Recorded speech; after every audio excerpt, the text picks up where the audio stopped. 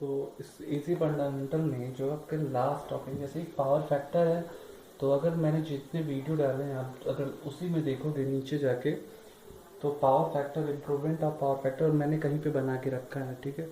तो वहाँ पे आप पढ़ सकते हो, मैं लिंक भी दे दूंगा आपको। फिलहाल इसी में जो एक टॉपिक आपको पढ़ना है, concept of three phase system. अब ये देखो, थ्री फेज ऐसे भी लिखते हैं और ऐसे भी लिखते हैं, ठीक है। शॉर्ट फॉर्म में है थ्री फेज सिस्टम या थ्री फेज सिस्टम, उसके बारे में पढ़ना है। तो अभी तक हमने जो भी पढ़ा था वह किसके बारे में पढ़ा था? हमने पढ़ा था अभी तक सिंगल फेज सिस्टम के बारे में। तो अगर हमारे पास सिंगल फेज सिस्टम था तो थ्री फेज सिस्टम की जरूरत क्यों पड़ी, ये जानना जरूरी है। क्यों पड़ी? तो उसके पीछे रीजन ये है, अगर हम सिंगल फेज, सपोज देखिए ये दो वायर है, इसको हम सिंगल फेज बोलते हैं, ठीक है। अगर हम इससे थ्री फेज बनाने की कोशिश करें तो इस तरह से बनाना पड़ेगा, ये मान लीजिए टू फेज हो गया। और अगर हम इस तरह से बनाएंगे तो ये क्या हो जाएगा, थ्री फेज हो जाएगा। और नॉर्मली थ्री फेज किस तरह से होता है, या तो ये होगा थ्री फेज का, या तो इस तरह से होगा, चार वायर होगा, ठीक है। थ्री फेज ये भी है, थ्री फेज ये भी है। यहाँ पर भी सिंगल फेज से हमने थ्री फेज बनाया है, लेकिन अब यहाँ पे अंतर आप देख सकते हो। क्या अंतर देख सकते हो कि यहाँ पे जो कंडक्टर, ये तार है बेसिकली, तो कंडक्टर कितने यूज हो रहे हैं, 6। यहाँ पे या 3 या 4। तो कौन सा एडवांटेज जिसका ज़्यादा है, तो इसका ज़्यादा है, बचत हो रही है, सेविंग्स ऑफ कॉपर इंक्रीजेस, पहला पॉइंट है। एक और पॉइंट, बहुत सारे पॉइंट है, और पॉइंट आपको क्या मिल रहा है कि इतने चीज को ले जाने के लिए जो आपका टावर लगा होगा उसकी मजबूती ज़्यादा करनी पड़ेगी, इसकी मजबूती कम चाहिए। और देखिए कॉपर सेविंग बढ़ रही है, तो बहुत बड़ी पॉइंट है। अब इसकी कॉम्प्लेक्सिटी भी तो बढ़ जाएगी, 6 को ले जाने के लिए वहाँ पे उसको कैसे कनेक्शन देना है, वो भी तो कॉम्प्लेक्सिटी बढ़ जा रही है। इसमें इसमें क्या हो रही है, घट जा रही है, कम हो जा रही है। तो ये सारे एडवांटेजेस हैं, इसीलिए हम थ्री फेज सिस्टम को यूज़ करते हैं। और थ्री फेज सिस्टम का यूज़ कहाँ करते हैं, जहाँ पे हमको ज़्यादा वोल्टेज, ज़्यादा करंट की सप्लाई की जरूरत पड़ती है, वहाँ पे करते हैं, ठीक है। तो मैं इसको आपको फेज और डायफेज के थ्रू बता रहा हूँ, ध्यान से देखिएगा। सपोज अभी तक हम क्या था, V बराबर V m sine omega t पढ़ रहे थे, सिंगल फेज का। I बराबर I m sine omega t, V बराबर V m sine omega t, यही था आपका, है ना। तो अभी हम पढ़ने जा रहे हैं, अब ये चूंकि तीन फेज है, तो तीन फेज को कैसे रिप्रेजेंट करते हैं, आर, वाई और बी से। तीन फेज को हम इस तरह से रिप्रेजेंट करते हैं, ठीक है। तो आर वाई बी से रिप्रेजेंट करते हैं। तो ये जो पहला होगा, सपोज उसको हम क्या बोलेंगे, वी आर बोलेंगे। दूसरा जो होगा उसको हम बोलेंगे वी आई वाई, और तीसरा होगा उसको क्या बोलेंगे, वी बी बोलेंगे, ठीक है। तो अगर ये पहला को हम V m sine omega t, अभी तक उसमें था सिर्फ एक था, तो हमने उसको वी एम साइन, तो दूसरे वाले को हम क्या रिप्रेजेंट करेंगे, V m sine omega t minus 120 degree, इससे 120 डिग्री ये पीछे जाएगा। तीसरा वाला क्या होगा, V m sine omega t minus 240 degree, ठीक है।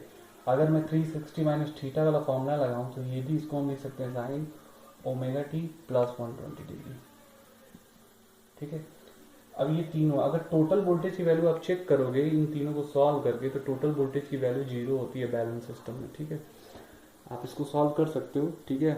फिलहाल मैं आपको बता रहा हूँ। अब इसको मैं अगर फेजर के थ्रू दिखाऊं, किसके थ्रू दिखाऊं, फेजर डायग्राम के थ्रू दिखाऊं, तो कैसे बनेगा ये देखिए। सपोज ये 0 है,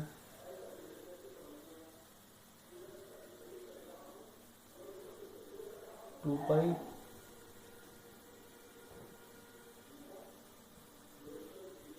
3 पाई,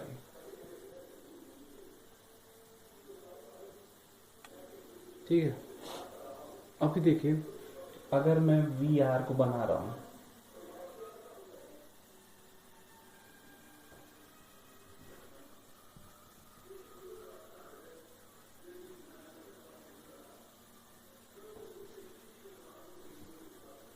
ये तीनों बराबर ही हैं, मान लीजिए कितना है,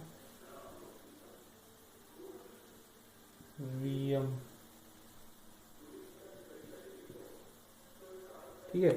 अभी देखिए वी वाई कितना पीछे चल रहा है, -120 डिग्री। ये मान लीजिए 90 है, सबका 90 यही है, तो 90 ये है, तो 30 ये होगा 120 होगा। अच्छा 120 है, अगर 120 है तो इसको हम लिखते हैं 2π/3। ठीक है, अगर ये 120 है तो अगर पहला वाला 0 से शुरू हुआ तो दूसरा 120 से शुरू होगा, मतलब यहाँ से शुरू होगा। ठीक है, अगर ये 120 से शुरू होगा तो कहाँ पे जाएगा, 120 तक जाएगा भी जाएगा।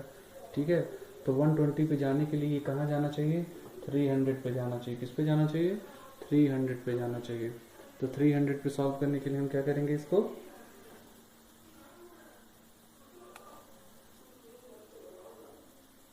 देखो ये है 60, सपोज ये है आपका, ये 180 था, ये 9270, तो यहाँ पे आएगा। ठीक है, अब देखो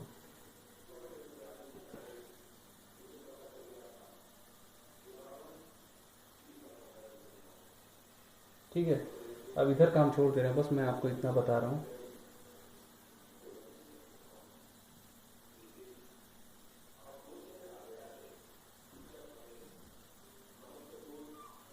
ठीक है, इसका इधर छोड़ देते हैं। ये आपका क्या है, वी आर, ये है आपका वी वाई। ध्यान से देखिएगा अंतर क्या हो रहा है। ठीक है, तो अगर ये 2π/3 है, मतलब 2π/3 का होता है 120 डिग्री, तो वो कहाँ पे खत्म हो रहा है वो भी आपको देखना पड़ेगा। तो उसको निकालने का जो तरीका है, 300 डिग्री पे आएगा, 180 देखिए 120 ये था, 120 को हमने लिखा 2π/3, तो इसमें कितना जोड़ देंगे, पाई जोड़ देंगे तो 300 डिग्री आएगा। तो 3 2 5 5π/3। ठीक है, आप इसको चेक भी कर सकते हो, ये कितना होगा 5π/3। मैंने दो आपको बता दिए हैं, तीसरा जो है वो वीबी है, वो 240 डिग्री पे शुरू हो रहा है। ठीक है, 240 डिग्री का मतलब ये हुआ, यहाँ पे देखिए ये है आपका 180, ये है 270। ठीक है, तो ये 90 होता है बेसिकली, तो ये होगा 240 डिग्री। कितना होगा, 240 डिग्री होगा। थोड़ा सा ये छूट रहा है, देख लीजिए इसको, है ना। तो इसको पहले देख लीजिए, 240 डिग्री, 240 डिग्री का मतलब ये हुआ 4π/3 हुआ। इसको आप देख सकते हैं खुद से। 60 ये है आपका, कहाँ पे मैंने बताया था, यहाँ पे, तो ये है 4π/3। ठीक है, अगर ये 4π/3 पे शुरू होगा तो कहाँ जाएगा, +80 180 पे जाएगा, 0 2 420 डिग्री पे। ठीक है, 3 4 7 पाई। ठीक है, तो यहाँ से मैंने शुरू किया है इसको। ठीक है, और ये देखिए ये 2π है, 2π का मतलब 360 होता है, और ये है 90, 90 का मतलब होता है 350, 360 + 90 450 डिग्री। ठीक है, और 420 आ रहा है, मतलब यहाँ कहीं आएगा। तो इस तरह से मैं आपको बता रहा हूँ, ये जो होगा वो यहाँ पे जाएगा। मेरे बताने का बस मतलब ये है। अब देखिए ये कहाँ पे शुरू हो रहा है, ये शुरू हो रहा है आपका 240 पे। ठीक है, तो ये 240 पे शुरू हो रहा है, ये है आपका VB। अगर इसको हम पीछे की तरफ ले जाना चाहें तो सपोज ये कितना था, 240 था, 240 में से अगर हम 180 को पीछे लाएंगे तो 60 डिग्री आएगा। मान लीजिए ये 90 है, ये होगा 60 डिग्री होगा, सॉरी ये होगा 60 डिग्री। तो अगर इसको हम दिखाना चाहें तो ऐसे भी दिखा सकते हैं। ठीक है, ठीक है, फिलहाल ये मैं बस आपको चित्र बता के दिखा रहा हूँ। ठीक है, आप इसको बहुत ज़्यादा परेशान होने की ज़रूरत नहीं है। ठीक है, ये मैंने आपको बताया कि ऐसे होता है। फ़ायदे भी बता दिए, तो इसको लिखवा भी देता हूँ क्या फ़ायदे होते हैं। तो फ़ायदे ये होते हैं इसके कि टॉपिक है एडवांटेजेस ऑफ 3 फेज सिस्टम। क्या फ़ायदे हैं, पहला है जैसा कि मैंने बताया, कॉपर मटेरियल का हो जाता है, रिड्यूस होता है। तो amount of copper material is reduced, ठीक है, amount of copper material reduce।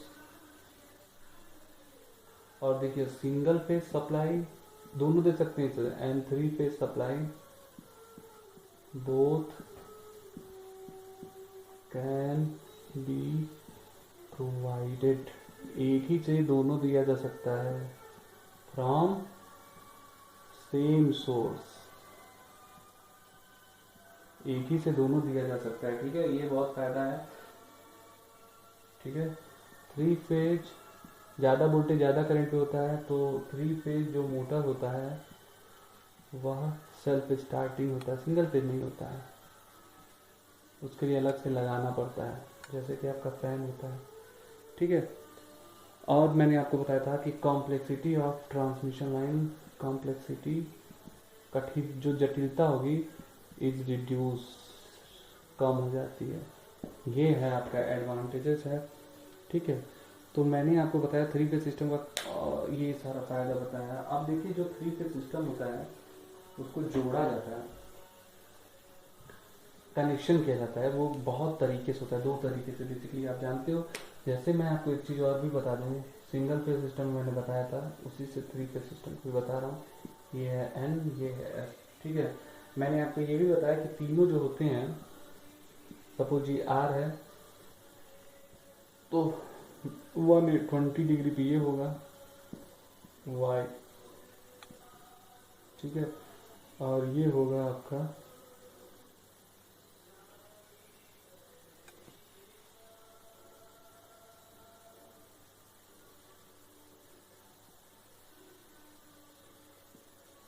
B. ये थोड़ा ज़्यादा दिख गया, मतलब टोटल तीनों 120 120 120 होगा। इसको थोड़ा अगर यहाँ बना देते हैं,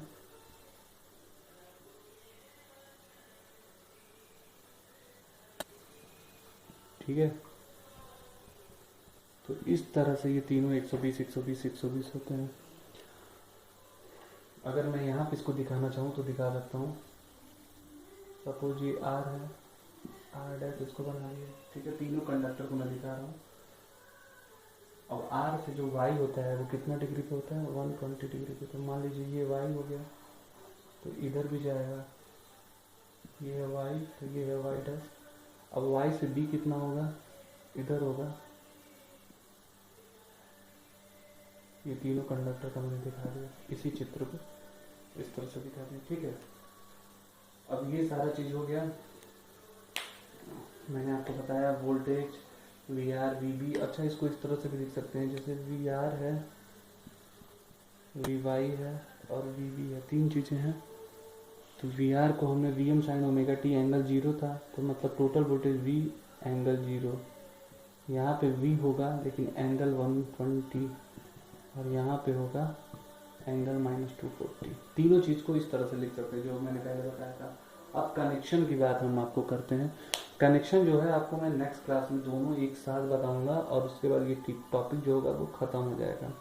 पावर फैक्टर के लिए मैं आपको जैसा कि बता दे रहा हूँ कि पावर फैक्टर जो है वह मैंने इसी में, आप हेडिंग जैसे सर्च करोगे पावर फैक्टर इम्प्रूवमेंट के 3 लेक्चर जो है ऑलरेडी मैंने भेजे हैं किसी सेकेंड ईयर वाले ग्रुप में, उस वो भी इसी पे पढ़ा हुआ है, आप उसको पढ़ लीजिएगा। मैं लिंक खुद से भी सेंड कर दूंगा, लेकिन आप खुद से पढ़ लीजिएगा, ठीक है। और कोई भी डाउट हो तो आप, ज़्यादा डाउट है तो पेज पे लिख के दे दीजिए, मैं आपको उसको सॉल्व करके खुद PDF या जो भी होगा ग्रुप में भेज दूंगा।